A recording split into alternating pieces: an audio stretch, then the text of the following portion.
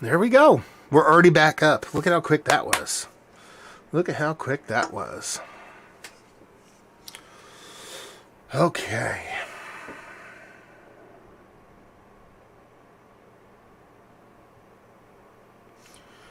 We're rocking and rolling.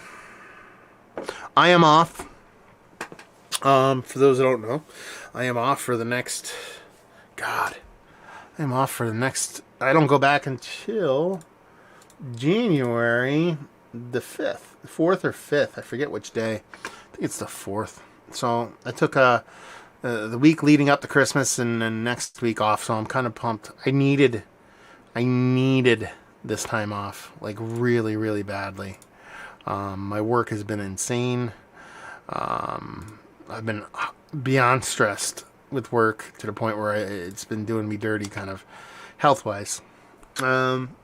So I'm kind of just relishing in this extended time off from the workplace. We'll see what's what. Work is crazy time. Gonna be cracking this sucker next. I don't want to do any spoilers because I'm doing a dry January doing non-alcoholic beers. This beer, try it. I'm telling you right now, just try it. Okay, well, we're waiting for everybody to kind of roll in here. I will answer this question because it's not really beer related, but it is sports related. Matt Brzezinski saying, as a Dolphins fan, how do you like the Bills stomping of the Pats? You guys win. I think he says if you guys win out, you are in the playoffs. Plus, you still play the Pats. I mean, it's always great to see the Patriots lose. I don't think the Patriots are as good as people say they are with Mac Jones. I think they went on a nice run, kind of like the Dolphins are going right now. Honestly, it helps. It does help quite a bit because if the Dolphins do win tomorrow versus the New Orleans Saints and some quarterback I've never heard of before, so if we lose, it's on us. That sucks. We can't really outpace the Bills. The Bills beat us twice already, so they have the super tiebreaker. So there's nothing, even if we tie, it would be a stretch for us to tie at the end of the year. Only being a game behind, there's only 3 left, yada, yada, yada. It'd be really hard for us to win more games, enough games to leapfrog the Bills. And if we tie, then we're screwed. Same thing kind of goes with, the Raiders and the Colts. Those are the other ones. We lost to head-to-head. So those are the ones we really have to worry about. The Pats are different because we beat them already. So, there is a place where we go into the last game of the season, we're tied, and all I have to do is beat the Patriots, or, if we're a game ahead and we lose to the Patriots, we might win a tiebreaker. I don't know. But it really is... Actually, I would say it was great to see them lose, but the best thing about it today was the Chargers losing to the Texans.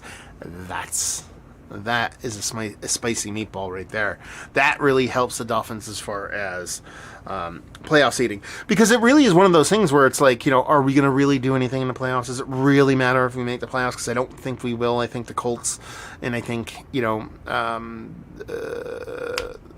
what's they're called? The Packers and the Chiefs are kind of like, they're just head and shoulders above everybody else. But we don't have our first round draft pick. We have the Niners first round draft pick, so I want them to lose all the rest of their games. So it's like awesome because we're pretty much tied with the Niners now, so we would have the same draft pick. Or if we win tomorrow, we would have the same draft pick anyway. So it's not like we're kind of like they get an awesome draft pick and we don't. So it's one of those things where, I've really enjoyed watching. I mean, Waddle has been awesome. He should have been in the Pro Bowl. That's how great Waddle was in. Gesicki's been great this year. Our offense actually has been quite great over the past several games. A lot of people kind of poo-pooed on us during our losing streak. Tua was fucked up. He couldn't even play. It was all pretty much all Jacoby Brissett, and that's the reason why we sucked. You know, it is what it is. So I'm pumped to see what's what. So anyway, that's my answer. So now we are going to go drive? Yeah. Well, I'm drinking NA stuff, so I'm allowed to drive, not you guys. So we are going to dive into the favorite beers that I reviewed in 2021. It basically runs from December to December instead of January to January.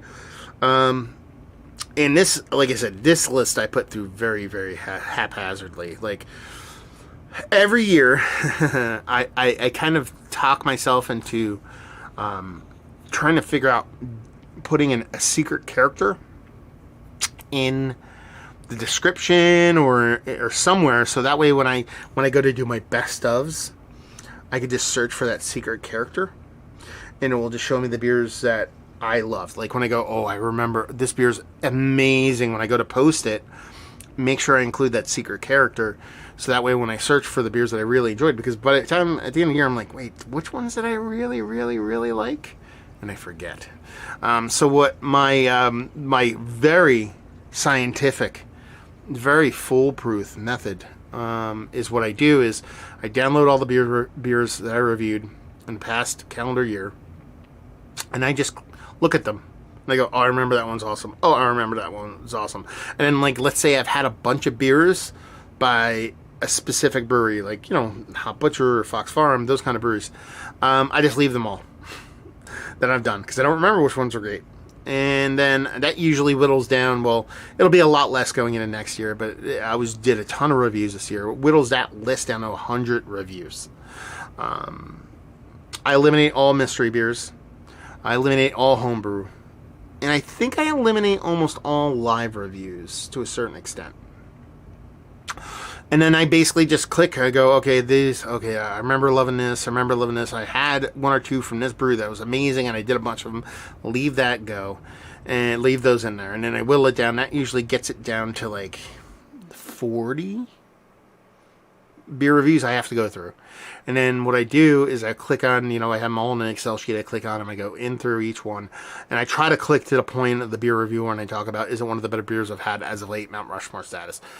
I click for when I first taste it and then next. If I first taste it and go, holy shit, this is fucking delicious, then I'm like, okay, that one's probably going to be on the list.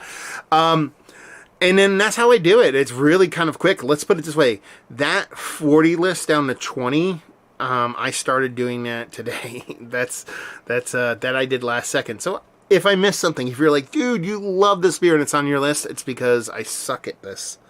And that's my excuse. So let me get myself teed up. I opened this beer. I didn't even pour it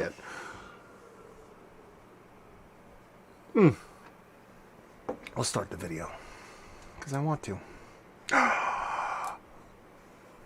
Now, this is a weird one. And I'm going to say this. Oh, why am I putting it like that? Let's put it. Let's go that way. Okay. So this is Civil Life Brewing. I never heard of these guys before until my boy Mike started sending me some Civil Life, and I think they're fantastic. And I skipped some of their reviews, I don't know why, on my list, and I didn't want to go back and find which one I love the most, so I just put this one up there. This is almost like, look at that pour. Professional. I have to enlarge this so you guys see it. That's called a professional beer reviewer right there. That's how you pour beer, because I'm awesome. I'm not a professional. I never said I was. Anyway, so Civil Life. This is almost like, remember, like Color Money. Redford won Color Money. He won his Oscar for Color Money. He didn't. No, he didn't. He won it because he did a bunch of great stuff, and they should have given him the Oscar for The Hustler, but they didn't, so they gave him the Oscar for Color Money. That's kind of this. I can't tell you if you click on this beer review that I'm going to sit here and say this is the best beer I've ever had in my life. But some of the best beers I reviewed of last year exclusively were Civil Life Brewing. They're worth being on this list, so I included them. I included them at 20 because that's where I put them. But as far as a brewery that I wished existed close to me, there's a very, very short list of those breweries. Oh, no, that's not true. I wish every great brewery was next to me. But, I mean, as far as just a drink, let's put it this way. A brewery, I want to go sit at the tap room and just drink beer and hang out all day.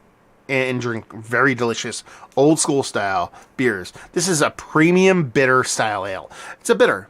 You know, it's not going to light the world up for a lot of people that are into hoppy, hazy, all kinds of crazy stuff like that. But as far as a brewery that makes absolutely fantastic beers, you're going to be extremely hard-pressed to find one better than Civil Life. I mean, they're just that good.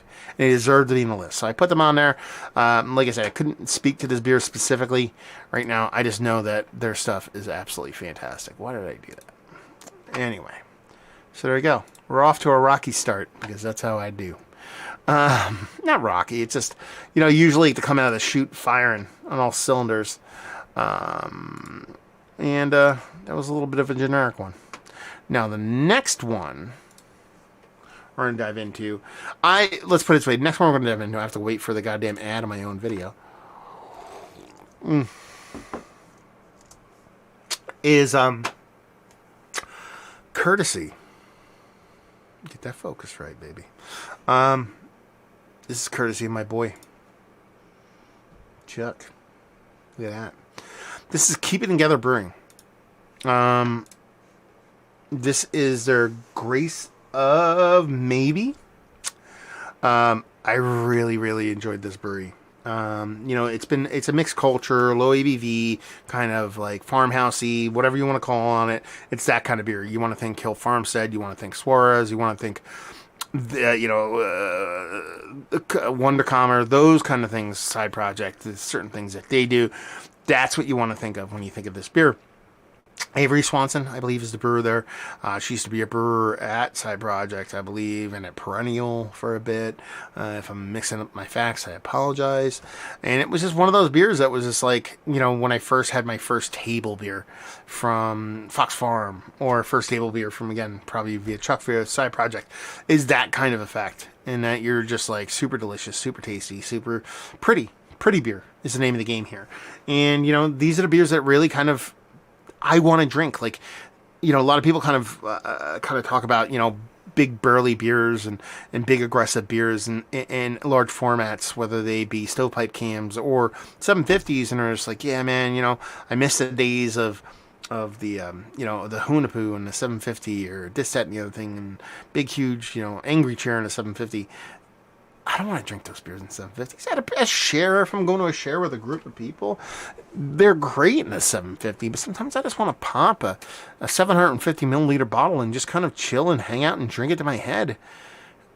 That's what this beer is made for, and that's what these beers really do best, and this beer just did it for me in that aspect. Very contemplative kind of beer. Beer, like I said, you sit back, relax, drink the whole bottle over the course of an hour or two, sip on it, watch it change and form and do all kinds of tricks for you over the course of the night. And yeah, definitely want to try more stuff from Avery and what she does.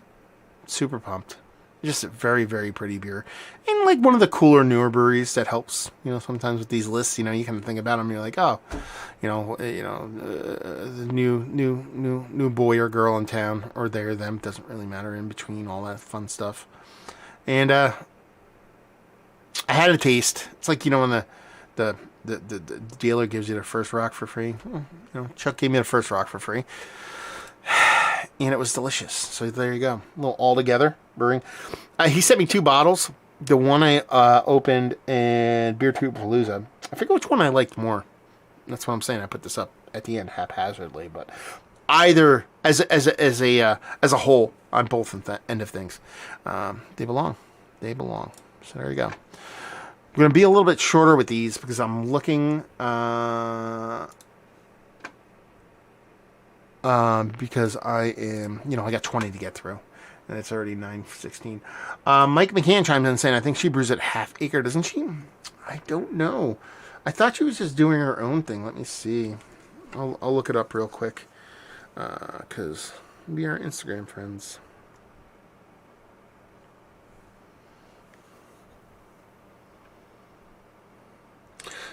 She might. I mean, on our information, it just says keeping together, founder and beer maker.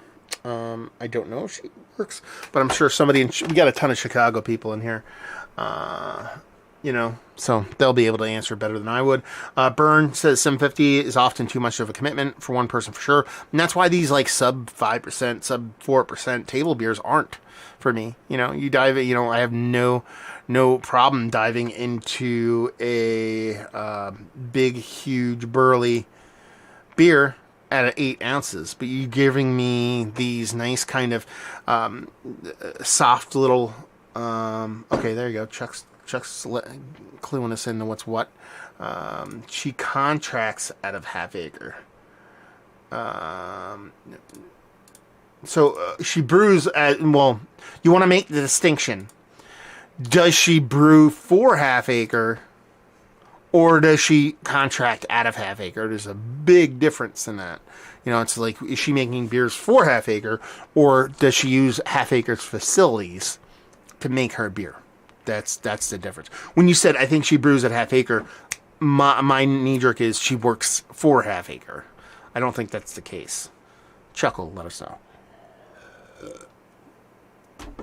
Next 2 beers actually came in the same box of beers that I got.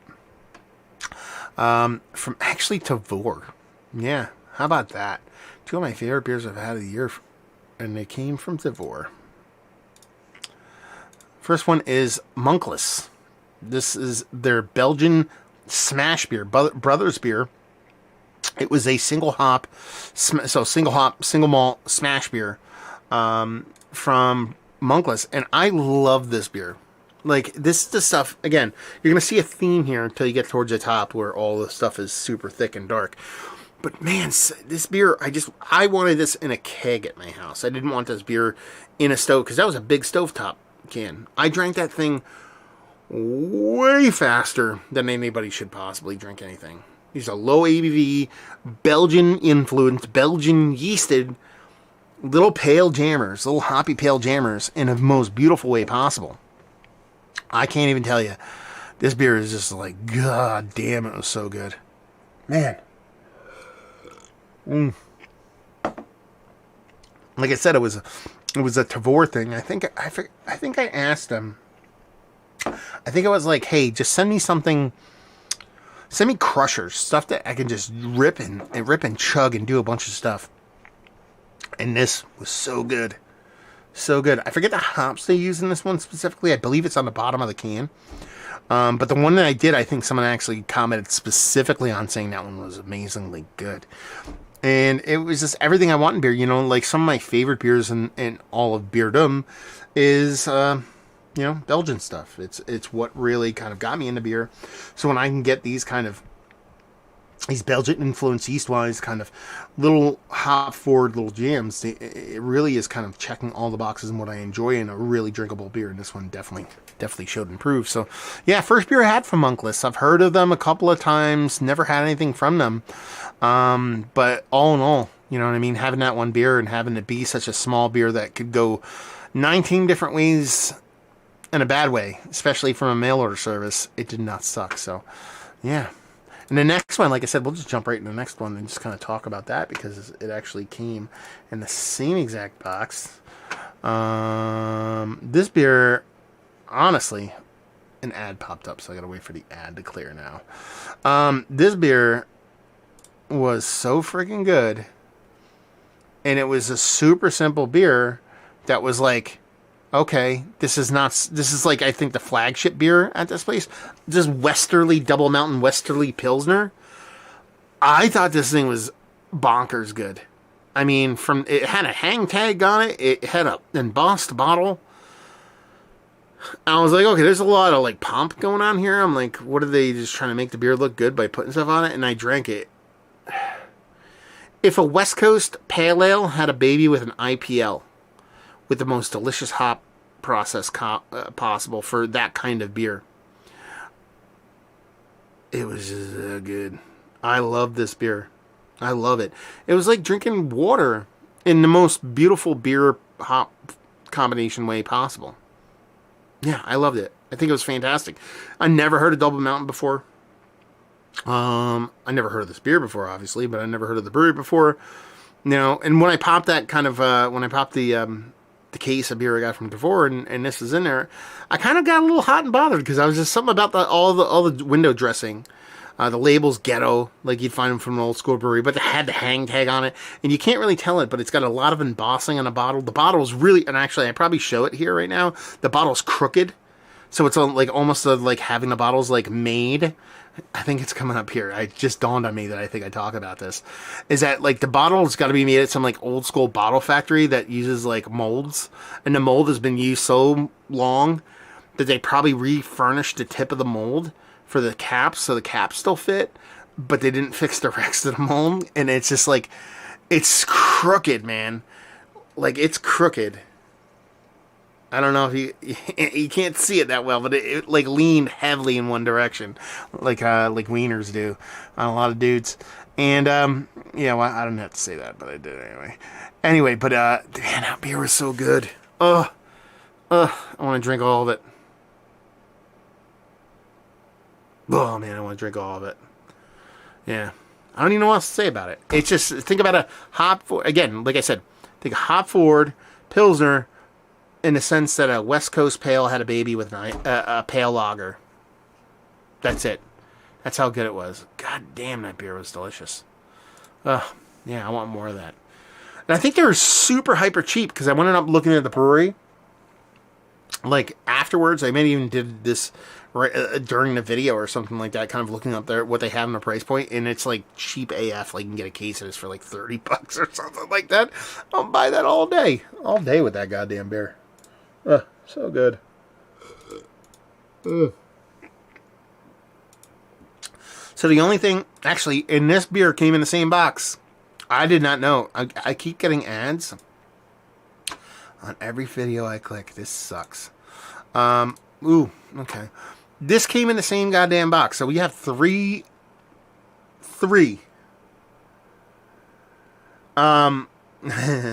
Clayton saying, it leans to the left. Oh, the beer's crooked too.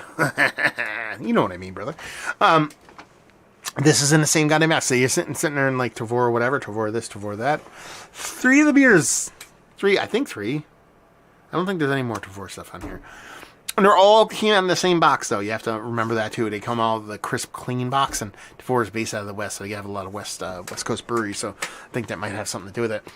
But this beer is from a brewery that I've been wanting to drink for quite some time. I have had nothing before previously, and they said be a Mosaic Pale Ale from this brewery. And what does it do? It makes me all hot and bothered. pFriem. I'd never had any pFriem before. That's not true. I'm lying. I had pFriem before. I had pFriem before at like at Equilibrium bottle shares, to where like I'm like, okay, I just drank 47 stouts. Let me drink 2 ounces of this pale ale or small IPA. It's like you're not really experiencing the brewery. So I say, you know, I've never had anything from them before. And then I got this, and I got super pumped when I unboxed it. And there's this kind of like, man, look at that sexy guy in that sexy jersey. Anyway, and there's, you know, this kind of idea that, like, you know, you go into a beer and you're expecting the world. You know, you think it's going to be the best beer you ever had, and then that kind of elevates, you know, your preconceived notion, so you end up liking the beer more. I'm very much the opposite of that. I think when I go into something and I'm kind of like, I want to drink some pFriem, I want to try these beers. When I go into them, I think I'm a little bit, not harder on them, but just a little bit more kind of reserved in my judgment of good or bad. Just kind of like a little bit more neutral. Maybe even leaning a little bit more tougher on them. So I'd expect this beer to drink a little bit skosh less than what it would give me, because I think I would go in a little bit biased. It was delicious. It's the kind of stuff that I just want to drink the crap out of. This is, again, one of the beers I don't want to have a sixtel of in my house. Crisp, clean, well-made, Mosaic forward without getting too crazy. And just, again, West Coast cleanliness in a very, very, very, very, very, very, very tasty way. You know, a lot of times when I make these videos, best of videos, you know, a lot of people kind of go into these and they assume these to be super whales. You know, like, oh, what's the super whale he's going to drink here? What's the super whale he's going to put there? Not that this is immune to that. There's probably going to be, there might be some of those on here. But that's not really a world I live in.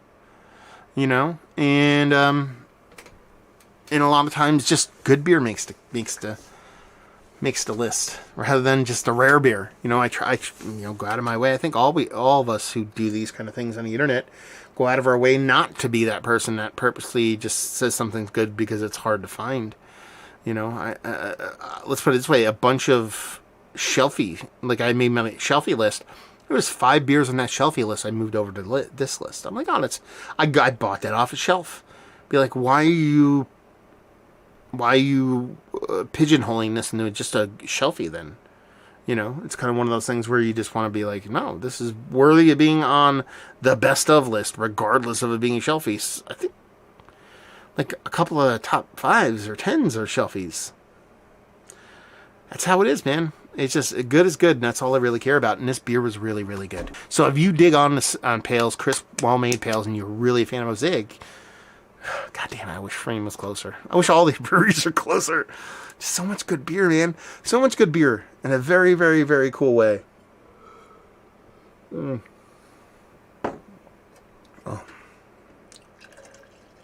Anyway, so there you go.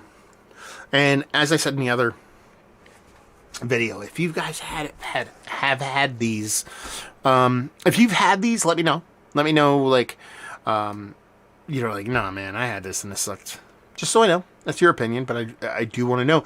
Conversely, if I've missed something, if you watch my channel religiously, a lot of you guys in here chatting and talking about stuff, you know, you comment a lot, we engage a lot, so you're obviously watching a lot. If there is something in here I'm missing, let me know. Call me out on it. I can make a little amendment and then tell you guys that I missed something. So I should have been loading the other video while I was going that little riff. Okay, this is a fun one. Let's go to the chat. Oh, no. Leans to the left. We're still on leans to the left. It's okay. Oh. Another ad, man. I'm going to make a ton of money off myself tonight. There's the handsome fella. And what do we have here? Human Robot. There's our Czech 10. I got this from Kevin from Bonn. He's like a brewery, does it all, does everything, fixes everything, does everything he possibly can kind of guy at the brewery. And I went there. God, it had to be in the middle of summer. And we were talking about just ripping lagers, you know, ripping lagers that we enjoy and just stuff that we love. And I forget what he's like. Oh, I just went to oh, they got a side pole at Bonn, and it was coming in, and he was like, "Well, let me go to a brewery that has a side pole just so I could fuck with it." And I called them, and they were like, "Can I fuck with your side pole?" And I'm like, "Yeah, fuck yeah." So he went down there and hung out and chugged a bunch of lagers. He brought some beer back. He gave one to me. And I enjoyed the crap out of it. You know, Human Robot is actually a brewery I've been like chomping at the bit to stop by because Philadelphia is not super far away from where I live. You know, it's less than an hour and a half. But I really do not like Philadelphia. Like, I just don't like Philly. I don't like the music. For the most part, I don't like the people. There's some really cool people from Philly. Friends and family live down there. And I hate driving in Philly. It's the worst. It's the absolute worst. Unless you live in Philly. You live in Philly, you're like, Philly's awesome. You drive through it, it's easy. But then you're like, no, it sucks. They're like, what do you mean? They're like, you roundabouts and circles everywhere, and there's roads on angles, and nothing makes sense, you know? People are like, well, what about New York? And be like, New York's a motherfucking grid. Odds one way, evens the other. You're done. Go wherever you want. There's one road that goes through, like, 2 roads that go through it as an angle. It's pretty much big roads. There's Broadway and Canal. That's it. You know, it's easy. It's the easiest city to drive through. Anyway. But this is really good. Just, and that's the thing. When you talk about a lot of these beers, especially in the top of the list, that aren't big, you know, Barleywine Stout and stuff like that, it's not resetting the world and redefining on what good beer can be. But when you sit down and talk about how well made something simple is, that is beautiful. You know, like you talk to any chef, watch any cooking show, watch any cooking show, cooking related stuff, chef related stuff. You know, like I'm rewatching. Let's put it this way, I'm rewatching one of my favorite cooking shows. It's called Cutthroat Kitchen. It's with Alton Brown. I'm a big Alton Brown fan. I like cooking shows, but I also like the shticky game showy shit. If somebody asks somebody to make, you know, beef, whatever kind of, I don't know, Wellington or fine, whatever kind of, I'll make my version of that, or, you know, make me, you know what I mean, like a trifle, or make me this kind of, you know, fish with saffron, or whatever the hell it is, all this fancy shit. They're like, okay, I'll make it, I'll crush it. And if they're like, make me an omelet, they're like, fuck. Like, god damn it. An omelet? Really? You're asking me to make it? Because it's so fucking hard. What is omelets? Eggs, water. What? You want to put some little scallions in it? Sure. Salt, pepper. Okay. You know what I mean? That's it. There's nothing crazy to it, but it's so hard. So I spent 2 years of my life perfecting my omelet skills. I'm not a cook. I'm not a chef. I'm not a cook. I'm someone who likes to cook. But I got a bug up my ass about making the perfect omelet, and I spent 2 years doing that. And it took me all of 2 years to really do that. And that's just an omelet, you know. Pilsner's much the same, you know. It is. And these guys crush it on that sense. So, you know, again, the volume's not going to be there. At a distance, people are going to look at it and be like, really? A Czech Pils? If you say that, you just don't get it. That's all I have to say about that. Yeah, so here we go. I'm going to cut to these now, and I'm going to start loading the videos, and then we'll go to comments, just to save on time. Ooh, I burped. Every goddamn video an ad. Okay. 2 ads on this one. Look at that. God damn it. I hate ads. I wish I never had to go monetize my shit. Okay. So, Clayton chiming in saying, I know it's not scientific, so no worries, but the beer I was talking about cracking, if it was here, was from Distill. But I also have 2 of the 3 7 variants of it as well. Clayton. That beer's on this list. Nobody else knows what that... Well, if you watch my channel, you might know. So I'm not really spoiling it, but that beer's on this list. So if you want to wait to crack it or you can crack it now, whatever, but it's on this list. Let's put it that way. So yeah, next up, we got... Oh, would you look at that. Hop Butcher. Yeah, they're on the list. This Choice Stock, man. Oh. Was it Choice Stock? Was that the one that I really freaked out over? Now I feel like I'm second guessing myself, because I think there was one other one that I freaked out more. Was it the Choice Stock? Let me open my cheat sheet. My cheat Excel sheet.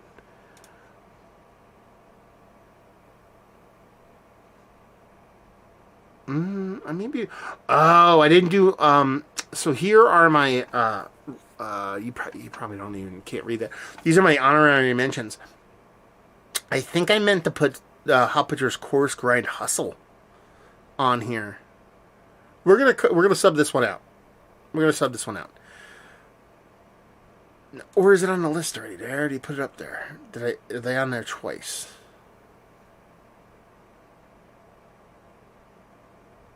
Yeah, they are on there twice. So there you go. I'm spoiling everything for everybody. We're gonna leave it on there. Anyway, there you go. I really enjoyed this beer. I I think it gave me very much kind of Hazie vibes. You know, a Hop Butcher, let's put it this way.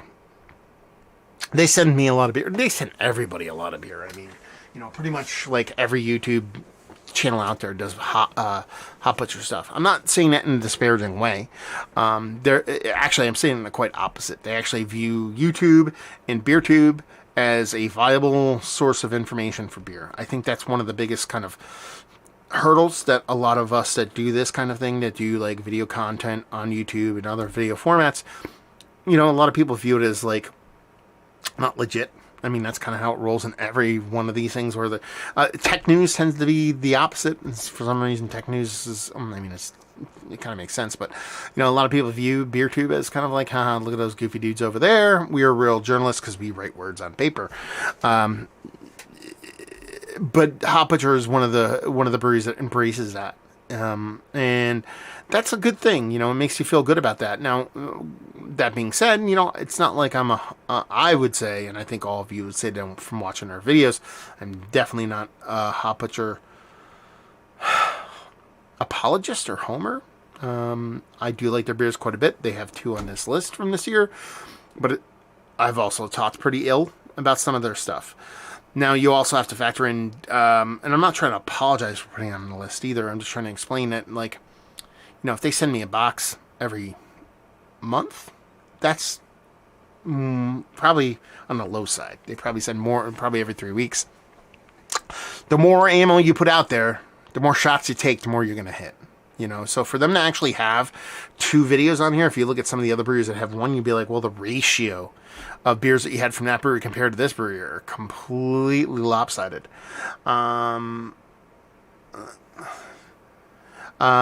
So it's like it's one of those things where it's like, you know, you take your shot, you shoot 100 shots, you're probably going to nail 2. You know, not saying that they're that inconsistent. I should probably say that too. But for something stuck out about this beer when I rewatched their video, because I did watch it, I skimmed through it. I was like, okay, yeah. Okay, you really did enjoy this. I'm like, put that one on there. And there's something about it that really just had a hefty dose of Hop Butcher fuckduggery, but also had a lot of the tent poles and a lot of the milestones that make a really, really, really good beer. Really, really good, specifically on the hazy side of things. And this one definitely hit that spot. So yeah, we'll Hop Butcher up in this piece. How about that? I did that Smashing Pumpkins beer. I wish I would have put that one up there. I think that one I liked, but I didn't like it as much as this one. And I've been listening to a lot of Smashing Pumpkins lately. So yeah, I kind of wanted to put that one on here, but I didn't. Okay. Let's load the sucker. We're going close to home on this one. Another motherfucking ad. Look at that shit. Okay, we'll click on that. I should probably be doing comments. Mike McCann saying, I thought you really liked that. Be the HBC experimental beer too. That's what I'm saying. This is very, very, very unscientific. I could probably like that one more than this one, but I missed it for some reason. I don't know why. And Nate Schaap saying, Coarse Grind Hustle was fantastic. I already spoiled it. It's on this list, so I thought that beer was amazing.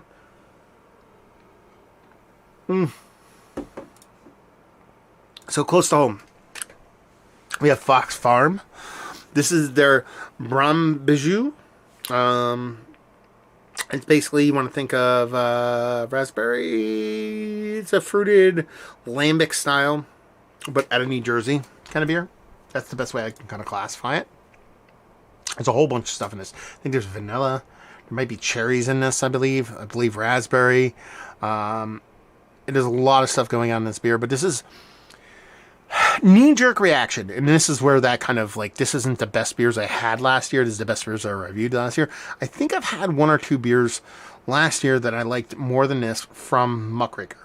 And specifically comes to mind, they do this sativa beer that I really, really did enjoy. And viscerally, knee-jerk. This might have been like the second or third, like I said. But this is by far one of the prettiest, most complex, most multiple layers of depth beer that Tom at Muckraker has made. And I've pretty much drank his beers from the brewery's inception. And something about this beer. just really did it for me. And it's been hard for Tom, trying to open a wild, ferment, sour. I don't even want to call his brewery like a sour brewery, even though that's, I guess, how you have to classify it. Brewery in North Jersey. It's not the easiest thing to do, period. It makes it way more complex when you start to... Oh, I broke the cork in this. I forgot about that. I think I blamed it on him in the video too.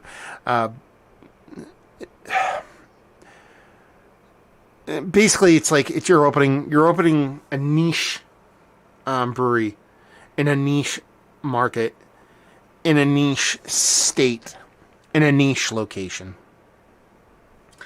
It's a lot of niche, and it's very hard. I know it's been hard on him and the brewery, and to the point, everybody's had a hard time staying afloat during the pandemic, but these are the kind of breweries we need to cherish and coddle and keep them in existence. I'm not going to sit here and say, go out and spend your money on many breweries. Just be like, buy their stuff. I'll say that here. If they ship stuff in Jersey. I don't think they ship stuff out of state. But, if you've had Muckraker and you enjoy them, if you've never had them and you like kind of like non-overly acidic, non-overly sour beers, think like more Belgian, Sen Valley stuff, not like super cascadey stuff, enamel ripping stuff. If you like those kind of beers, they're really, really, really good. They're made in a really fun way by a really person that loves the beer in the process so much. If you have the ability to grab their stuff, if you've had it or haven't had it before, I would, do yourself a favor, track some down. And this beer, I think they still have this beer. Like I could drive to the brewery and pick one of these up, I'm pretty sure. So if you like fruited kind of lambic style beers, you definitely want to give Muckraker a whirl. I'm sure me using the word lambic is going to piss a bunch of people off, but it is what it is. Nate, speaking of Coarse Grind Hustle, on here, let's go here. And he says, great memory sipping that with good friends on a patio on one chilly night here in Chicago. Bernsey, don't forget to hit the like button. There you go. I don't mind that.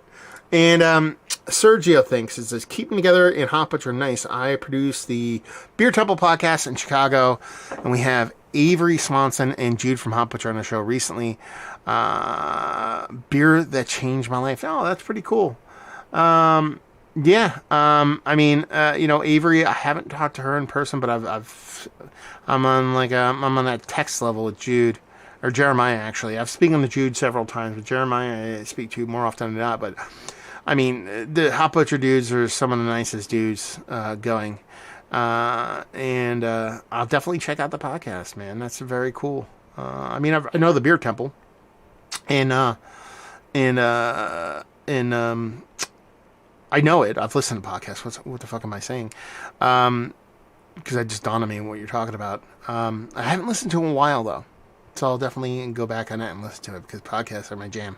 So thanks for chiming in, dude. Appreciate it. Nate saying, what's up, Sergio? Love the Beer Temple. Cheers, Matt. Hope the holidays are well. What's going on, Thomas? And I believe he's commenting. Nate there. Rock on. Very, very, very cool. There might be some more Chicago up in this piece. A little bit. What else we got going on here? Let's dive in. I want to finish at a decent hour, and we are only at number 12.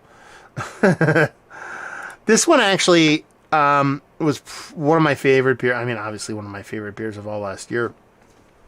But it had me kind of all hot and bothered on several levels.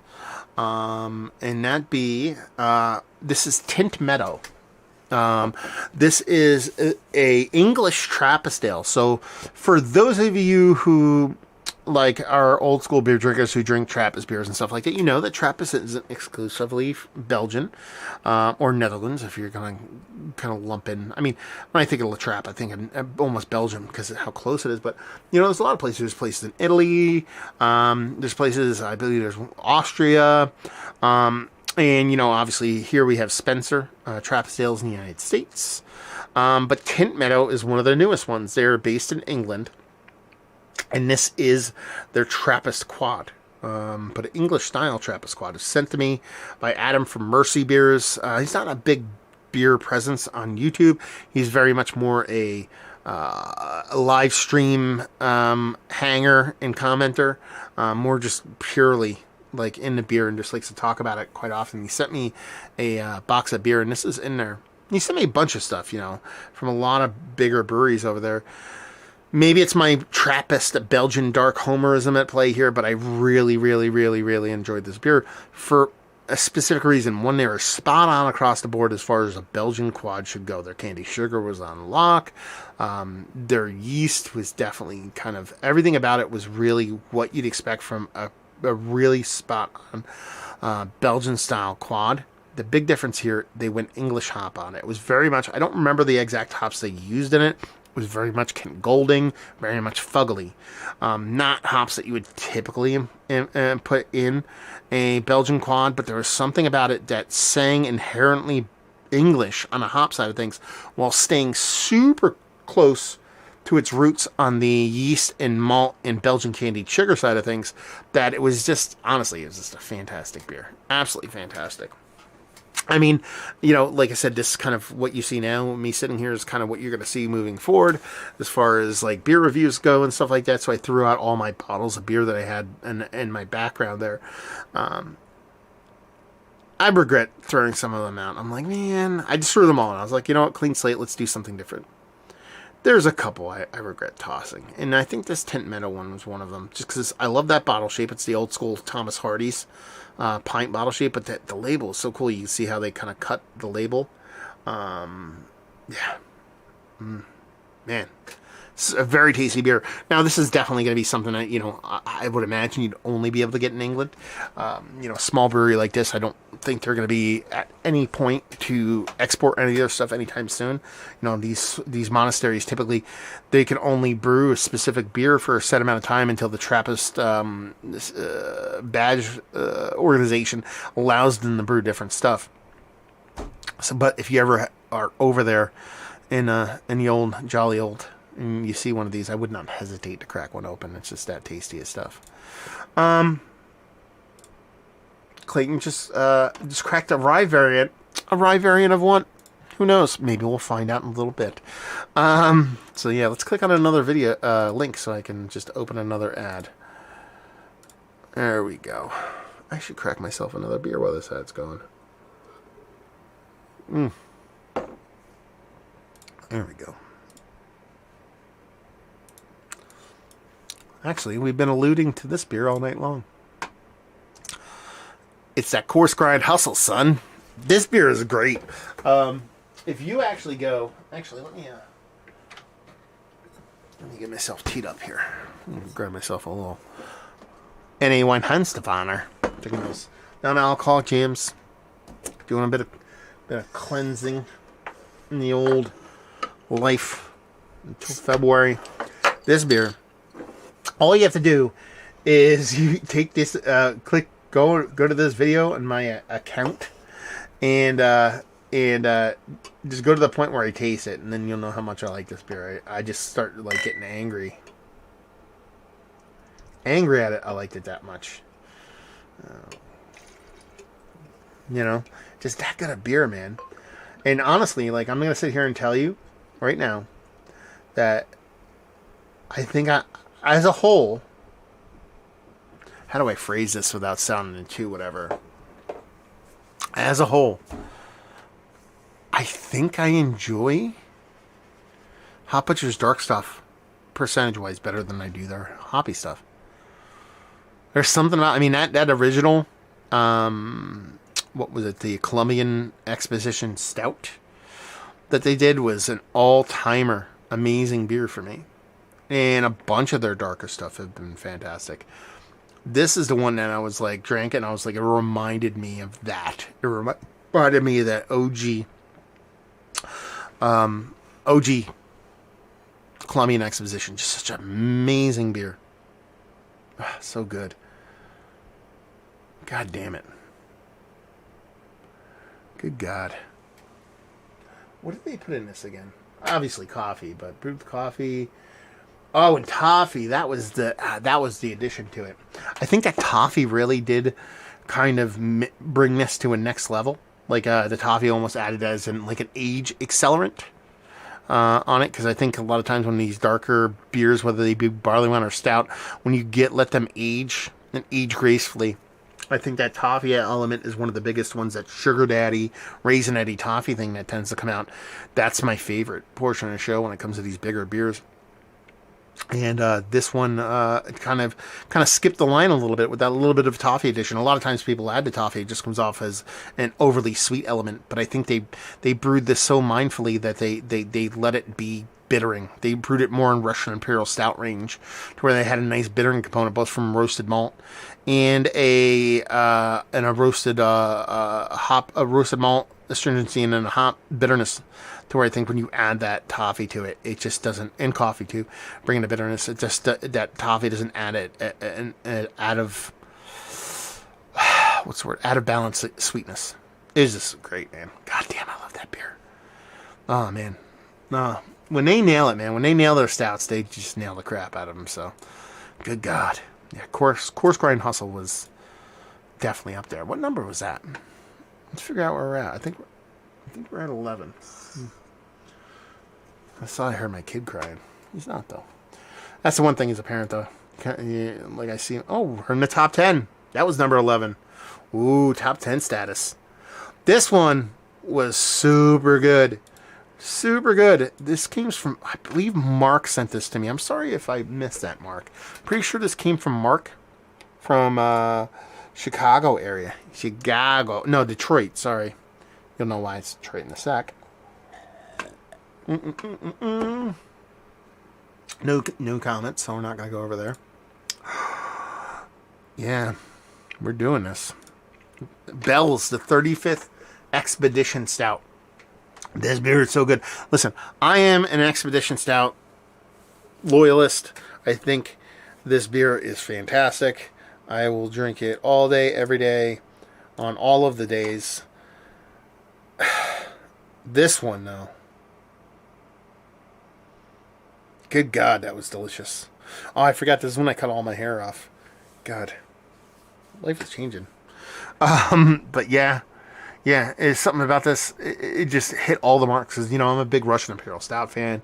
Russian Imperial Stout's one of my favorite styles. And a lot of people, I think, do them wrong. Do them a little bit dirty. Get a little bit too bittering. Like, I'm not a big old Rasputin guy. I think that's way too hop bittering, way too hop forward. I'm more of, the traditional Courage Imperial Russian Stout or a Black Albert from Distruce. But this was in there and it had that nice red fruited note to it, along with that nice kind of bittering, but not over aggressive bittering. This big, huge, burly Imperial Stout kind of base and body and flavor to it. Yeah, listen, Bells are bells. Well, they were. Who knows if they're going to change now with Larry retiring, but man, this beer was so good. And the crazy part about this is that I got it and I said, man, this is delicious. I'm like, it's got to be brewery only, and people told me, no, man, this is just something you go and buy. It didn't leave the state, I believe. I could be wrong. But from what I remember people saying, it's something that could have been picked up at your local bottle shop. So, yeah. Oh, man. God, I wish I had a case of these. This let's put it this way. This is one of those beers where you want a case of it and you want to crack one every year. Every year. Like, it's, did I say 35th edition or is it 15th edition? I forget what it is. How about we go over here? Yeah, 35th anniversary. This is that beer that every year is going to get probably better and better and better. And if it doesn't get better the whole time, at least you go on that journey. And that's one of the funner things to do with beer is to go on that journey and try new beers over that course of that time. Look at how pretty that thing is. Man. Just want to eat it all. That's all I have to say. That's all I have to say about that. Thank you for sending it off again. Was it Mark? Hopefully it was. Where did my Excel? Oh, there's my Excel sheet. Cheaters. You would have seen what's going on there. Next up, we have this thing. It's called Nad. No new comments. Ripping through these now. There it is. Little Happy Hops IPA. Yeah, this came courtesy of my boy Darren Oak Ridge, here in Jersey. He actually goes out to the west quite often for his job and stuff like that. And he goes various different places. Goes all over the place. I shouldn't say west. And he went out and made a little pilgrimage to Russian River. And he got this for me. And it was by far and away one of the best West Coast, clean, crisp, super well-made West Coast IPAs that I've had in quite some time. I mean, it's Russian River, it's Vinny. You know, you're not making any kind of, bold statements here by saying, oh, wow, you had a really good West Coast style IPA from Russian River. Who would have thunk it? But it was still one of the best beers I reviewed all last year. Top 10. Let's put it that way. And, at the beginning of this list, it was a lot of lighter, crisper, more drinkable beers, stuff that was coming in at your 4%, your 5%. And as we've kind of eked down this list, if you've noticed, it's gotten a little bit denser, a little bit bigger, a little bit thicker, but this is still great. I forget the ABV on this, but it's just quintessential West Coast, super crispy, super well made, super tight, zero flaws, and just a pleasure to drink. The stuff that you're like, I want a West Coast IPA, and you open up the Merriam-Webster dictionary, and this is kind of what is there. There's a couple beers that could be in that kind of, this is what that is. A lot of them probably come from Russian River. But yeah. And I like that little Cupid doll kind of thing. I think the story behind this beer too is like, this is one of the OG beers that, wasn't Russian River. Who was it? Who's that old ass brewery that doesn't exist that now exists again? They make beers every now and then. I forget. I talk about it, and it was one of their original beers. I'm gonna remember it right when I stop doing the feed. But anyway, look at that thing. Looks fantastic. So there we go. Was that number 9? Was that number 10 or number 9? 9, we're on 8 now. Okay.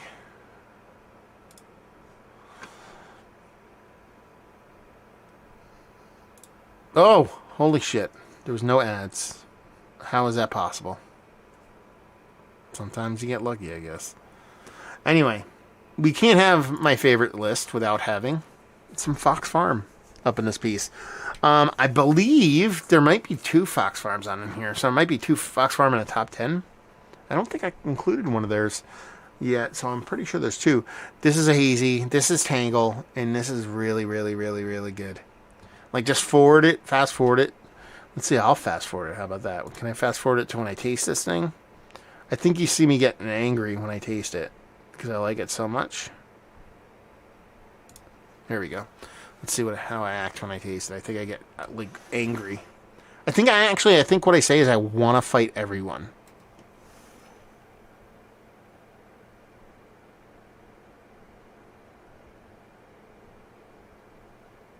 That's what I say. I either say I want to fight everyone or I want to punch everyone. And I say I want to kill this fruit fly. That's actually what I say, man. That's how good it is.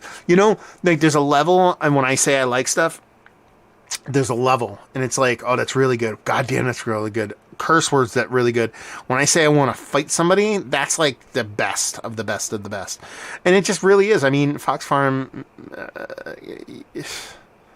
from the top to bottom, from Barleywine to Stout, to Lager, to Mixed Firm, to Hazies, they are really one of the best breweries out there. It's not like, that's just not hyperbole. That's not me just trying to pump up a singular brewery. They're just really, really, really good. And this beer is by far and away the best hazy that I had from them last year. Listen, I am not precluded from putting hazies in my favorite beers of the year. I think they're a great style. I think when they're done well and people really enjoy them, they're absolutely fantastic. And this is probably the cream of the crop, at least for me when it came to hazies. I don't know if I have another hazy on here. Maybe I do, but if you know Fox Farm, you know. If you don't, then you don't. Still a little light in the comments. I like it, though, so I can rip through this. What's up next? Oh, here we go. You ready, Clayton? Are you ready? This is technically on my shelfie list. I had this on my shelfie list because I bought this off the shelf. But this beer was so good. Like, I moved some beers over from the shelfie list, and this beer was so freaking good. Look at me with my fancy intros. It's been a while since I had something from these guys. It was Distill. It's their Distovian bourbon barrel aged Russian Imperial Stout. This beer was so good. I reviewed this not too long ago too, right? Yeah. I would say, I forget when I reviewed this, probably in like September, October, maybe, something like that. Man, this is so good. So that brewery, I mentioned this in that brewery, the bottle shop that I go into. I go in this bottle shop every now and then. It's called Brewski's Beverage in Stroudsburg, if you want to stop by. And they, usually have a bunch of stuff. They'll have, other half and all that kind of stuff. And they have really good price points, like that's the one thing, like, in our PA, so a lot of times people mark up other half like crazy, but the prices are typically pretty good. Some stuff's a little bit expensive. They bust out a lot of their big stuff, like this in the singles. So they don't sell 4-packs of this. They just sell the singles. And I want to say I paid $12 a can for this. I don't know why I bought it. That's usually a little bit too big for me. You're talking about, a $50 4-pack. Not something I'm usually doing, But it just caught that day, that night, that whatever. Well, I'm wearing the same shirt. I looked at it and said, I want to drink that today. And I said, I don't care. I'm going to pay $12. And I brought it home. I don't even think, I might have reviewed it that night. I might have reviewed it a different night. I forget. And I was like, I hope this is good. Because I paid $12 and that's crazy. And I drank it and I'm like, I will buy this all day at $12. That's like, it's so good. It was so rich and so dense and so thick and so vibrant and across the board, from mouthfeel to the beer in the spirit to the barrel, the whole nine. It was like just so good. And it really did remind me of why I really did enjoy Distill and what they did. I used to drink a decent amount of Distill. I don't think they hit Jersey. I could be wrong. But they hit PA. Where I used to live, there used to be a lot of Distill on shelves, and they used to send me beers too back in the day, and so I'd pick them up. But with moving down here to Jersey and not really seeing them all that much, just out of sight, out of mind kind of thing, just really didn't pick them up much. And when I saw this, like I said, I saw this probably a month or two leading up to me actually grabbing it. I was like, just kind of every time I saw it, I'm like, hemming and hawing because of the price point. And at 12, I mean, I'm not going to be buying cases of this at $12 a can. Look at me. I'm like, holy shit. That's the nose. That's not even me tasting it. You start to like convulse now. I enjoy it that much.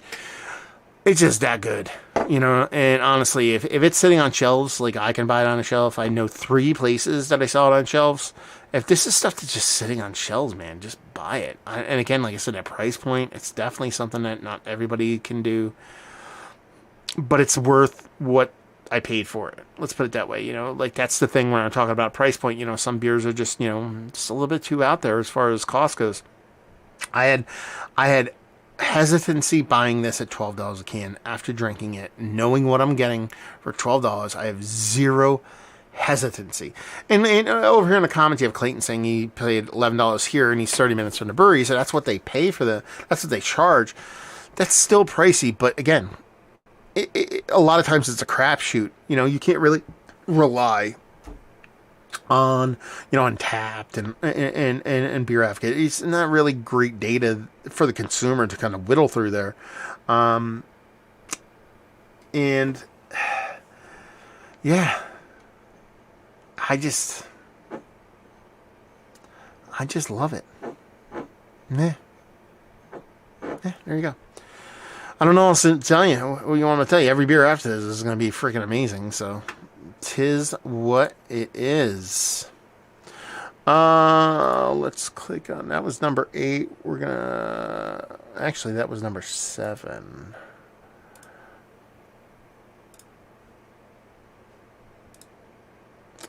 Ads again. Then we have a little bit of comments. Clayton saying that the rye and the Mexican chocolate variants are great too. The only ones I got this year. Nathan, Enigma is a weird hop. Only had it in triple West Coast style IPA. I've actually had Enigma in a bunch of different kind of beers. I've actually had a single hop Enigma beers. I've had pale ales with Enigma. I think Enigma, I could be wrong on this, but I think, and a brewer would be able to know more than this, I think you have Enigma more often than you think. I think a lot of times Enigma is used as a complementary or as a structure hop, in the sense that, like, you know, a lot of breweries, when they say, oh, it's got Citra and Mosaic in it, well, it probably has more than Citra and Mosaic in it, unless it says a single hop variant. There's probably have like a hop combination that they really enjoy, and then they add variants on top of that. You're basically getting kind of the same beer a lot of times over and over again with a little bit of hop variants, and I think Enigma more often than not was used for that. I could be wrong, but yeah. And he says, I've never really seen beers. It might be, maybe it's just a regional thing. I mean, KCBC out here uses it a lot. There's a couple breweries I know call it Enigma specifically on their cans and stuff like that. Anyway, we are diving into another Fox Farm. This is their Husk. This is their oak age Grisette. This is what I'm going to say about this beer. It's Fox Farm, it's oak aged, and it's a Grisette. That's it. That's why I like it. It's Fox Farm.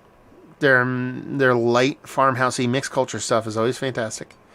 Oak aged stuff. You know, when oak aged like light beers like this, I really enjoy the way that kind of adds a softness to it.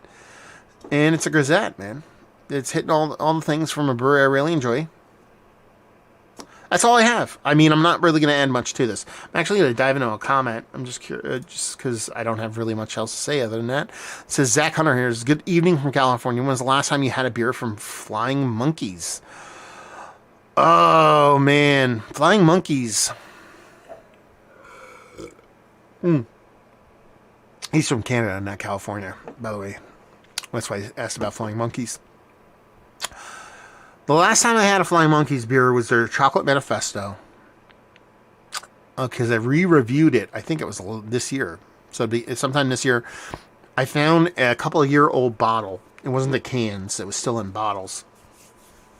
Of a Chocolate Manifesto. It was okay. I think it was a little past its prime. It was a 500 milliliter bottle. It wasn't the 750s that they used to do. The only reason I don't buy a lot of their stuff is because they tend to be quite pricey here. You know, a lot of their hazies and like more like kind of canned beer and stuff like that, they tend to be, you know, 4-pack wise in the $18, $19 range. So, you know, that's why I haven't had any stuff from them. But I really do enjoy them as a brewery from what I've had over the years. But stuff could have changed. And Jeremy Reed, what's going on, homie? Hope you're doing well. Putting up the little OK sign. I think he's okay in a little Fox Farm up in this piece. So there you go. Yeah, Husk. What else do you want? Yeah, Caleb. Husk is a great brew. It is. And that's the thing. It's not like, you're not going to sit here and say, why was it great? You can sit here and talk about depth and complexity and all that stuff. You're just like, it's great. That's what I mean. It's Fox Farm, it's Grisette, and it's oak aged. Sometimes you don't have to complicate things. It's just delicious. Okay. So that was what? Probably 6. We're in the top 5 now. Say what? This one I'm cheating with. A little bit. Just, oh, yeah, can we get a little bit? We're cheating on this one. Because these were 3 beers. But I picked this one because I like this one the best out of them. And that, my friends, be Grimm. It is their open work Merlot. They had a Chardonnay Merlot, and then they had, was it a Riesling, I believe it was. This was sent to me by my boy Kyle from Brooklyn. that set, I believed, and this is I lament this in these videos, is that he sent me the 3. I drank all 3 individually, but my original intention was to review them all side by side. And I honestly believe that Grimm put these out for that purpose. I think they wanted you to drink these all side by side because of the way they drank and progressed between each one. They're almost like one beer, you know. They're quite a bit different from beer to beer, but they complement each other so well. Even drinking them apart, you can kind of sense that. And it was probably one of my favorite fruited mixed firm beers that I had all of last year. In general, even outside of reviewing. So I had to include them. I didn't know which one I wanted to pick. I just grabbed the Merlot because I think it was the first one I drank out of them, and I think it was the one I liked the most. It was fantastic, and honestly, Grimm is probably one of my favorite. I've always enjoyed Grimm, but they're probably how do I phrase this? Oh, 6th man of the year. So like 6th man of the year, or no, comeback. No, yeah, comeback. No, I don't know how to phrase this. So I've always enjoyed Grimm. Most improved. I've always enjoyed Grimm. I've always enjoyed what they did. When they opened their facility, I feel like not that they got bad, but their beers got a little bit neutral and not as, for lack of a better term, fantastical. But I think over the last 12 to 24 months, they've really kind of zeroed in on their processes at the brewery, at their new facility, and have gotten way better from being really, really good to begin with. And I think they've really kind of not just stepped it up and got back to where they were. I think they've exceeded it quite a bit across the board, from their pales to the lagers to the fruited stuff to the stouts, the whole 9. It seems like every time I grab a Grimm beer, it's more often than not really, really good, and this is no exception. They tend to be a little bit pricey. Listen, you're brewing beers in the heart of, the 5 boroughs. Your overhead has to be insane. So I understand a little bit of hefty price point. It's not crazy, but their 4-packs of a hazy will be instead of $16.99, they're going to be $19.99. But this kind of stuff, and what I got from those 3 bottles was epically fantastic. So, yeah. And the weird part about it is these are the kind of beers that typically sit. I could see Grimm does hit open market here, does hit shelves in Jersey, and I would assume New York. And I could see these specific beers existing on a shelf somewhere. So it's almost like a lot of these beers that are my favorite of the year, a lot of times you can't get them anymore. I mean, that's the Stovian from Distill. This beer, I think you could probably find these. So if you see this on the shelf, I would, and you like this style of beer, I think you'd be happy picking it up. Let's put it that way. So yeah. Comments. Hey, Mike. What's going on, Mike? Sup, Matt? Sup, Mike? Chilling like a nice cold villain. Hopefully you're doing well, my friend. Okay. Number 4, I believe we're on to right now, right?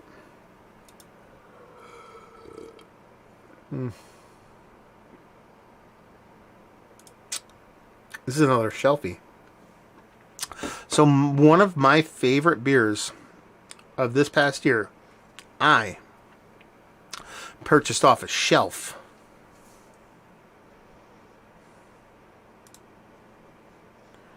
Not too far away from me. Now, granted, your mileage may vary on these because it was old and it was random. But Citrus Sin by Lost Abbey. I can't tell you how much I enjoyed this beer. Actually, I can because I've had it before. I had it before a few years ago. My buddy Keith, good old Keith, 93 Lumber Keith. We went to Hill Farmstead's Festival for Farmhouse Ales. And the one we went to, what was it, 3 years ago, 4 years ago? The year before the pandemic, I think it was. So it was 2019, I think, maybe. They had Russian River, they had Lost Abbey, and they had, oh, who else is there? Fontaine. What's that one brewery? They make, Hill Farmstead makes Vermontes with them, the DeBartiste beer. I don't know why I forget them. Anyway, small. There was like, Hill Farmstead, and they had 2 spots. And then Russian River and Lost Abbey and the Belgian dudes, and then Dre Fontaine. This might have been one of the beers of the day for me. They had this. There was another one that was really, really, really good. But I drank several of these while I was, and that's why I'm using my Hill Farmstead glass here, because I was like, full circle stuff. And I love this, and I never had it before that. And I drink my fair share of Lost Abbey stuff. When I see their beers, I'm not hesitant to pick them up, whether it be the 750s or the smaller format, kind of beefier beers, like Angel Share and stuff like that. But I never had this before. But I remember just exploding with joy when having this beer at that festival. And it's one of those things where I'm like, I drank the shit out of it. I enjoyed the crap out of it. I'm never going to have it again. And I went to a bottle shop, like a random, everybody goes to bottle shop in Jersey by Phillipsburg, New Jersey. And I walk in and I'm like, what? I was like, why is this on a shelf? And I think it was like $14 or something. Like ridiculous.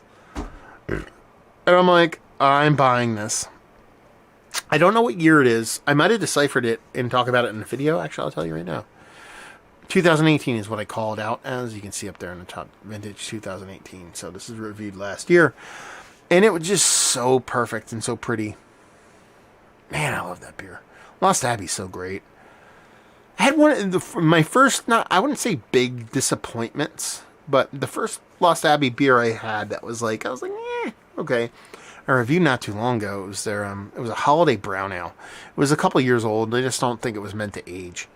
But this one was just, oh man, so good. And I could pick up, this stuff like this, they're lower ABV or they're kind of farmhousey, whatever you want to call it, beers, wild ales or whatnot. I can find them every now and then. It's more the bigger burly stuff I can find. Again, the Angel Shares, the Track 8s, those kind of beers I can find more often than not. So when I find something like this, I get very, very, very, very intrigued. And having had it before, like I said, at that festival, just, so good, man.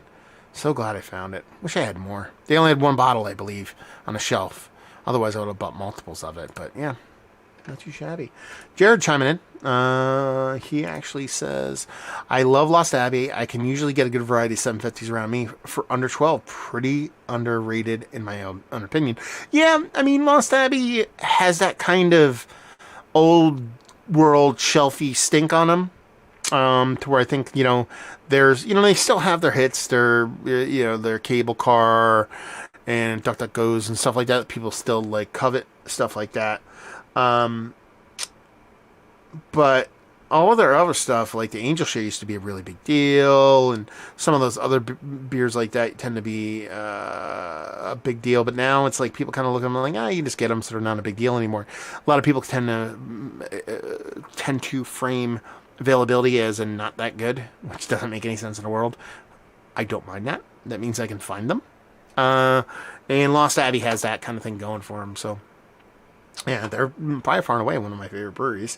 Burn says, Lost Abbey beer tends to be pricey, but I can't resist. I have to grab them. Track 10, the Track series to me is one of the best barrel-aged series in the history of mankind. I think I'm a Track 8 guy over Track 10, but we're probably splitting hairs. I forget. I could be mixing them up, but I think I'm a Track 8 guy. But again, if you give me a Track 8 and Track 10 side by side, I'm probably like, I like this one like this, I like this one like this, and who wins? Me. I win, because I'm drinking it right now. That's typically probably how I'd approach that. Let's see. Oh my god, top 3. Oh man, top 3. There's a brewery in my top 3 that I never thought would be in my top 3 ever. Ever. It's not this beer. Coming up next. It's number 2. I'll spoil it a little bit. So, let's just, Do the whole thing. Get my intro and everything on this one. Okay. So this is sent to me, I believe, by my buddy Jerome. If not, it was from Jerome. It was from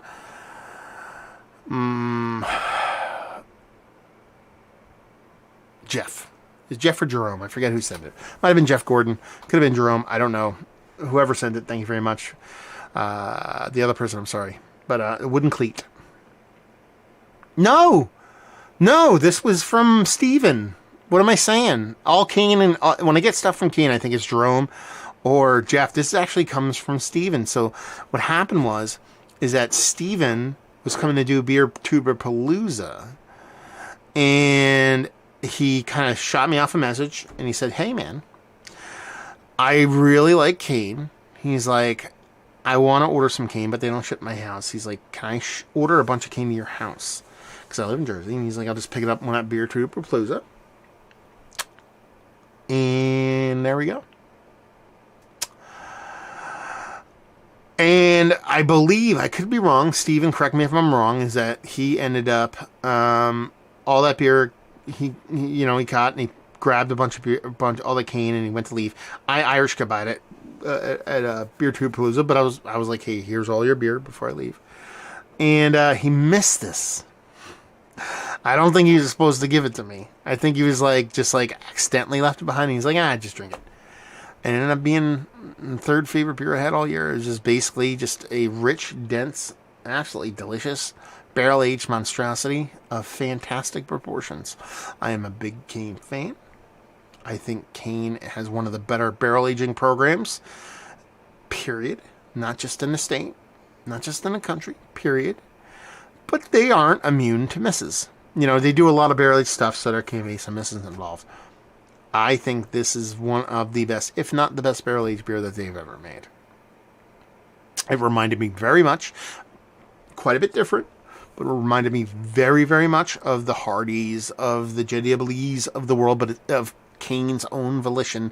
Like, it's Kane's version of those beers. It's not a facsimile of what those other beers do, even though, there's nothing really all that similar between a Hardy's and the JWs, but you get what I'm saying here, this English old ale vibe. And it had this old ale vibe to it more than anything else, as it had this subtle tartness to it that you get from that open fermentation stylings and things like that. And you can see there's not a ton of carbonation on the beer. But it just ended up being such... And this is a word I don't use all that often on these big barrel-aged monstrosities. It was pretty. Pretty barrel-aged beer is a very, very cool thing. When you get it like this from a local brewery, mind you, I can hop, skip, and jump in an hour and be a Kane.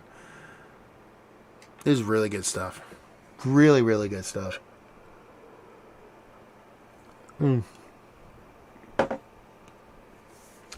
I wish I had 19 cases of these.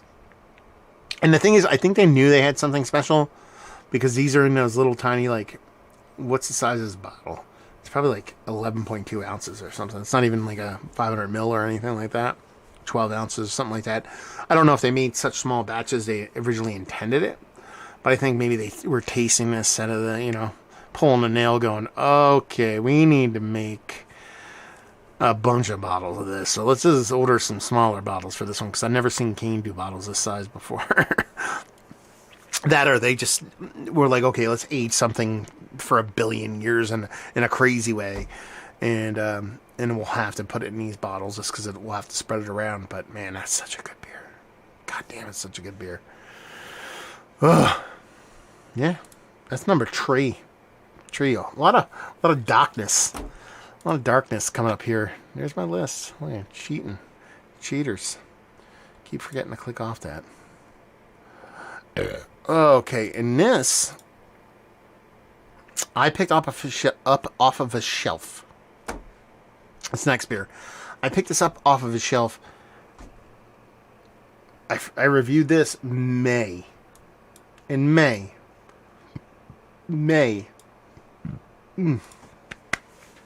Gassy. Need another near beer too. What do I want to drink?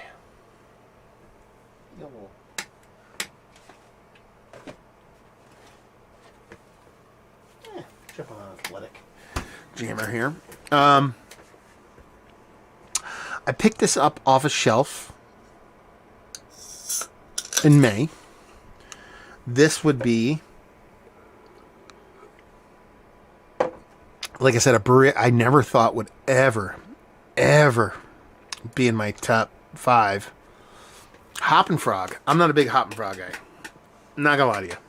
I know Steven just sent me a Boris, I don't know, what was it? A Boris what? He sent me a Hop and Frog beer and a beer mail that's in my fridge right now that I will get to. But I've never been a big, Hop and Frog guy. But I was at a beer shop that's not super far away from me. They're in Pennsylvania, called Stockertown Beverage. They're in Stockertown, PA. They're probably about like 15 minutes north of Easton. They're in the Bethlehem, Lehigh Valley area. I've been going there for years. They're actually the original distributor in the state of Pennsylvania for Cantillon and Dre Fontaine, so you can actually still find the beers there. Like, whenever I pick up Cantillon and stuff like that, it's usually there. I'll be popping in, and they just randomly put them out every now and then at relatively good price points. They also are the distribution for DDCL, so I pick up a bunch of that stuff there, and just random stuff. And I don't know why. No, actually, that's not true. I know why. I'm a huge Sammy Claus fan, and this is Hop and Frogs. They're what? What's the word I'm looking for? They're not of the cap, let's call it that way, to Sammy Claus. And it's their Froggy Claus. It's a barrel-aged version of their Froggy Claus. It's 2019. The reason why I say I picked this up in May is because it's 2019 bottle, so I picked it up in May 2021. I picked up a bottle of this from the same place. They're still on the shelves there, at least in November, because I picked them up early November. I went back, I'm like, I'll grab another one of these. I believe they're $12 a bottle.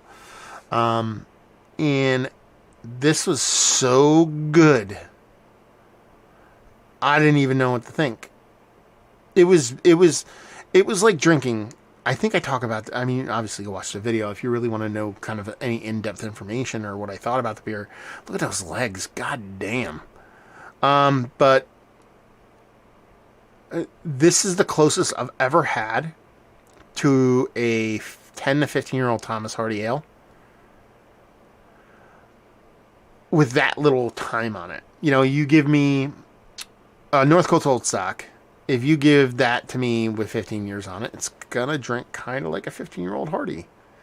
That's why I like them. And two markedly different beers that drink quite a bit different at the beginning, but they tend to merge into the same kind of style of beer, and that's why I love them so much. That way you see in that top shelf up there, it's all Hardys and Old Stocks and JWLEs. This is what that smelled like. This is what that drank like. Does that have anything to do with Sammy Claus? No.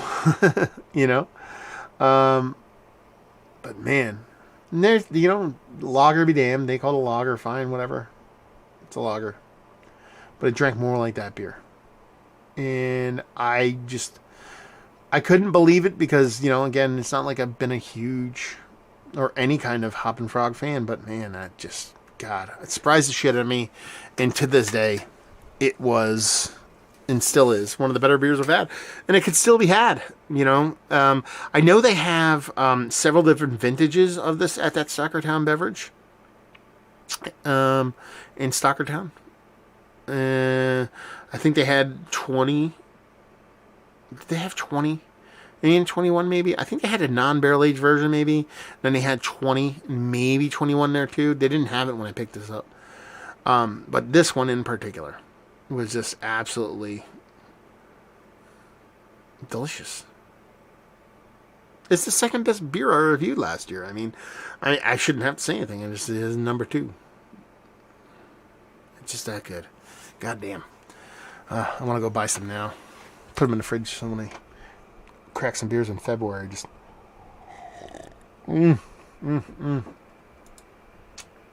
Okay.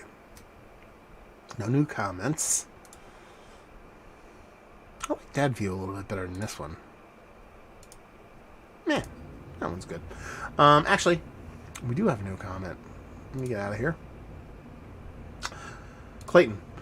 Speaking of JW Lees, I finally found a 2002. Going to drink it with my buddy when he gets back from his tour. Is 2002 too old? Hell no. It can be. The one thing I'll say about this. So 2002 is going to be a orange and red label. If you look up on my top shelf, it's the just to the right at the top of my head. It's that orange label. It's going to look like that. Those I've never had really a big problem with. As far as oxidation and going sideways. If you look at the top shelf of the videos, when I'll put the video back up so you can see what I'm talking about. So, you know, the middle kind of off to the right of my head, that's your JW Lees. The one in the middle, that's what it's going to look like. Those years, I've never had any issue with oxidation-wise. The two on each side of it are actually a 98 and a 99. They're purple label. Those, I've never had a good one that was really old. They tend to have really, really, really bad oxidation issues. To the point where they're like swamp water when I had them. And that was like going from like the early teens to the late teens. I think they might have changed their processes, the processes they do with bottling and capping and all that stuff. Because while I've had really old ones that have been hot garbage, once you start to get in the 2001 range and on, it's been very few and far between. Listen, it's old beer. Old beer's a crapshoot. That's you know, when if I buy a 1 to 2 year old barrel aged bourbon barrel aged stout or whatever, and I get it and it's sideways, I'm furious. I'm absolutely furious. I'm like, really? This thing's sour, it's sideways, it's oxidized. This is not right. I buy a 2002 JW Lees, I crack it, I drink it, it's not good. That's the game you play, man. That's the game you play with aged beer, especially if you don't have the prominence to it. If you're not engaging it yourself and you're not keeping it in teller or temperature control or resealing it in some form or fashion, don't forget that electrical tape works wonders. If you're buying it off a shelf, finding it somewhere, and it's not great, it's not sideways. It's a chance you take with aged beer. It is what it is. So, while more often than not I've had really good ones, once you get past that 2000, 2001 range, you know, if it sucks, it sucks. But if it's really good, it's going to be really good. So, Rhino Puff says, "Hey Matt, can any aged old beer make you sick? Is that ever a risk?" I don't think so, man.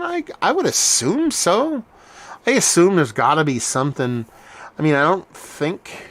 I mean, if it had some kind of weird kind of bacteria in it that made it go sideways and go sour in a very weird way, but I've never gotten sick from old beer ever. But I have a pretty steel constitution. What I'm saying, if there's something really weird and nefarious in there, but I let's put it this way, I don't know anybody who's ever gotten sick from drinking old beer, and I know a lot of people who drink old beer. Clayton saying, found a place that has a ton of different years from 2002 to 2017. Any year that sticks out to you. We get those really readily available by us. Like I can get 2002 to 2017, not just those, but the barrel age variants I can get quite often in and around where I live. So there's a lot of really good ones. But I'm trying to think. 2011 is probably my favorite year of JW Lees that I just off the top of my head recall having that I thought was fantastic. And here's the weird kind of beer nerdy caveat to that. It has to be the 750 because I've had like 4 or 5 of the 750s over the years and each one has been prettier and prettier. I've had a couple of the 12-ounce bottles that have been really tasty, but I've had a couple of them been weird. I don't know. You know, that could have been how they were taken care of. I don't know the answer to why, but it seems like the 750s have always been great. Now, for the older ones, I think it really is a crapshoot. You know, I can't. 2012 pops into my brain as being really, really, really good. 2007, 8 pops into my head being really, really good.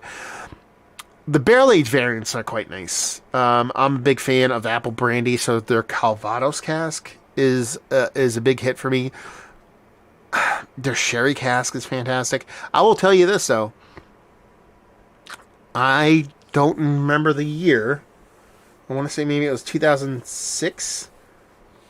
The 2006 Lagavulin JW Lee's. I reviewed it probably about 2015. So at that point, it was about 10 years old. It might have been the best beer I ever had in my life. I was ridiculously drunk when I reviewed it. That's why I never posted it. It's on YouTube. It's just private. And I share it with random people just to be like, look how hammered I am in this video. But that beer was amazing. Okay. Last beer review. Number 1. This one comes with a little bit of strings attached to it. Because it's my party. And I'll do that if I want to. Ladies and gentlemen.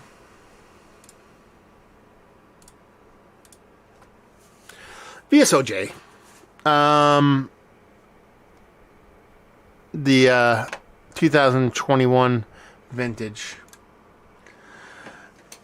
This beer is fantastic. It was reviewed after a very long day of beer tubing and paloozing. But it was a fantastic beer. Absolutely fantastic. Great beer. Worth every penny I paid for. Oh, I didn't pay for it. It was sent. Chuck, thank you very much. Burps. It's worthy of being the best beer I reviewed of last year. That's that. I'm not trying to say it's not. But when we take that how tasty it is, how great it is, you have to understand too, we're actually reviewing it after several hours of going to breweries and doing all that kind of stuff, and the steel really kind of holds up. To drink it in a group of friends is the best, you know.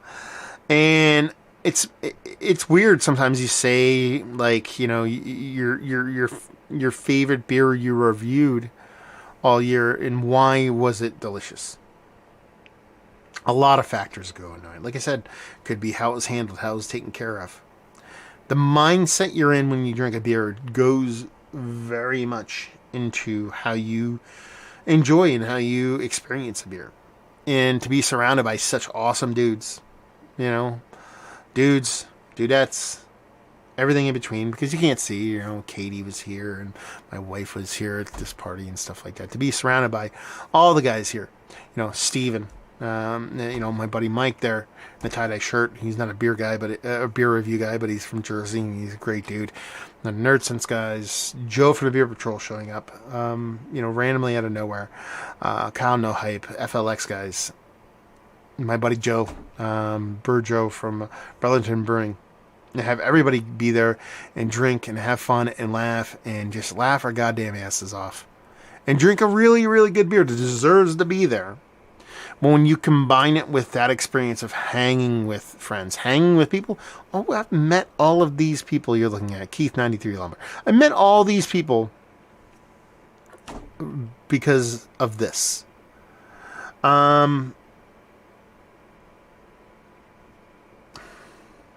It's just the best part of doing this. It's the reason I do it, you know, is the interactions and the conversations I have with people, whether it be here in real life and stuff like that. And it's a reason I'm going to keep doing it, you know. When I got to the point where in November I was just finding myself wanting to do more with my child than I did want to do anything else, it was like, okay, Burn, just stop doing beer reviews, you know. You don't have to do them. You just do them as fun. I want to do them. I have a great time doing them. I love hanging with everybody doing them. I love the interactions, and that goes a long way into the experience of having all this fun and doing all that fun stuff. And I want that to still exist in this world, and you know, that's why I'm going to keep doing what I'm doing. Yeah. That being said, again, strip that all aside. It's absolutely deserving. Could it be 5? Sure. Could a bunch of the beers that were in the top 10 move up to someplace? Could the top 5 be shuffled in a random order and still be fine? Yeah. Listen, if you're in the top 20, you're in the top 20. That's all that really matters for me. Sure, it's a little bit more tighter towards the top, but These are all really great beers. But like I said, a lot of goes into it, and a lot of it makes sense that the beer that I enjoyed the most, reviewing, the beer that I reviewed last year that I enjoyed the most, is surrounded by freaking family and friends, man. That's what it's all about. So there you go. Just good stuff. Good people, drink good beer, having good times. Yeah. Could be worse. Could be much, much worse. Look at this gang of freaking hooligans. The only nice person in this video is Sean. Well, Sean and Kyle. Everybody else is a red hot mess. Yeah. The best kind of messes. Yeah. So there's my list, man. There's my list. Let's do this. Let's cancel this out. I think I have some. Let's see. I think I have some honorable mentions. Schmetterweiss. That was a shelfie I picked up. The Aventinus Barrique Tapex. I thought that was fantastic. I reviewed it only a couple months ago. South County. So Sean, Pennsylvania, sent me some South County beers, and I think it was Phosphine Dream. But they were some of the best hazies I had all last year. I really wanted to put it on this list. I just didn't have the place in the top 20 to put them in there. Rev Brewing, their Blatant Barrel Age versus the base versus the coconut, cinnamon, and coffee. Again, this is me kind of doing this on the seat of my pants. I don't know if this is the best Rev Barrel Age beer I had last year. They're all sent to me by Carson, my buddy Carson. He's homebrew for everyone or Scotch for everyone on Instagram. But there was some of the best barrel age beer I had last year was from Rev, so that's why they're on honorable mentions. Coarse Grind Hustle I actually had in the list that I should have deleted off honorable mentions. And Volksbier, it's their Siftvek Yeast Muckraker hopped session hazy. That was the one I was like, man, how do I get this on this list? And I just couldn't fit it, and it really pissed me off. A little bit sad because Volksbier shut their doors to the brewery about a month or so ago, out of the blue. One of my favorite, if not my favorite place to drink beer in all of the 5 boroughs.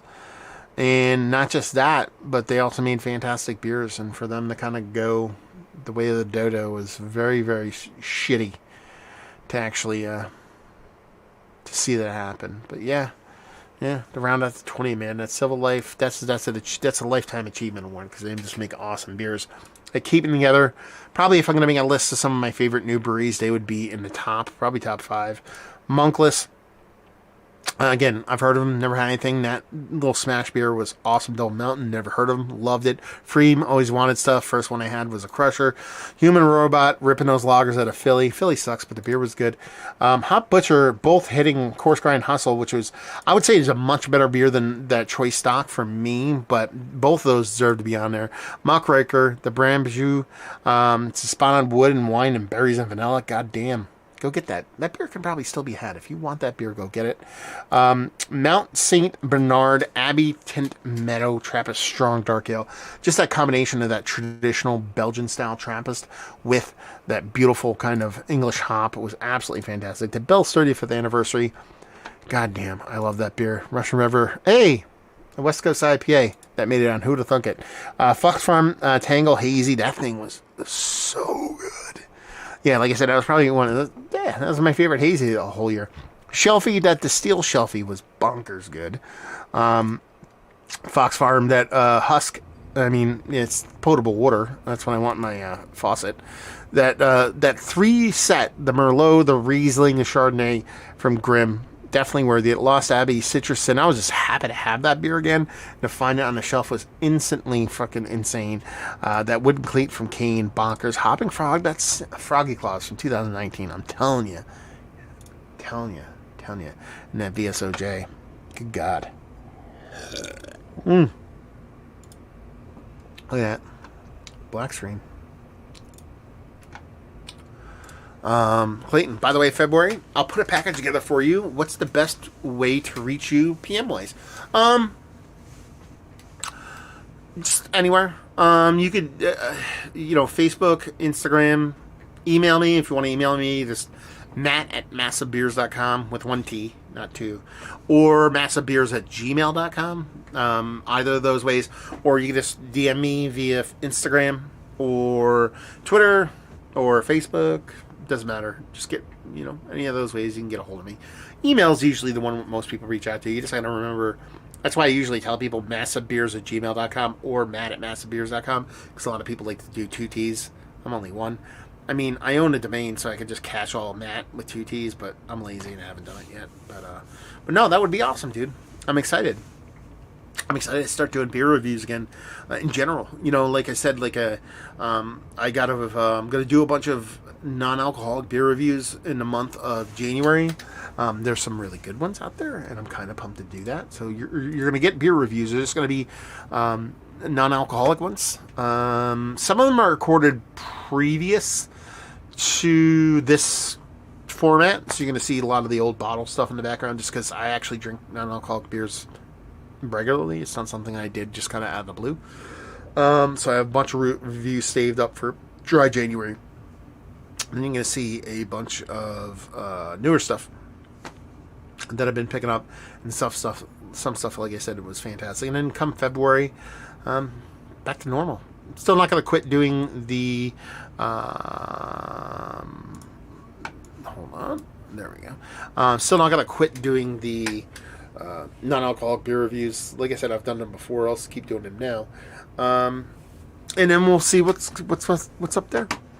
You said, right, maybe March, because I'm sure you have a lot of February in the log. Yeah, it is what it is. Like the one caveat I'll make with the new format is that people are welcome to send me anything you want, but there's no guarantee I'll review it. You know what I mean? Like if you send me a box of 10 beers, I review 1. Or if I review 10, awesome. I'm not gonna feel guilty. That was actually one of the things where I was just doing too many reviews because I felt like a pressure, or I felt the need to review stuff because people sent me stuff, but I can't live in that world. It's just, it is what it is. So, but I do my darndest to get there. Let's put it that way. And Brandon, what's going on? Brandon, how you been, brother? And he says, dig new background. Yeah, no, this is actually kind of like weird because it's not all that new. What you would see would be coming this way. Like when I did my reviews, there's a door here, and my desk would be here, and this wall back here, this wall was the bottom wall. So you would see me sitting here, but all this stuff that you see was already here. It was just, you don't see it. So what I did was I took my desk, I shoved it in the corner here. The beer fridge wasn't here, and this was out in my living room. We wanted to make more room for Micah and his stuff. So I just moved this here, and this is kind of what has always been there. So, little mood lighting never hurt anybody.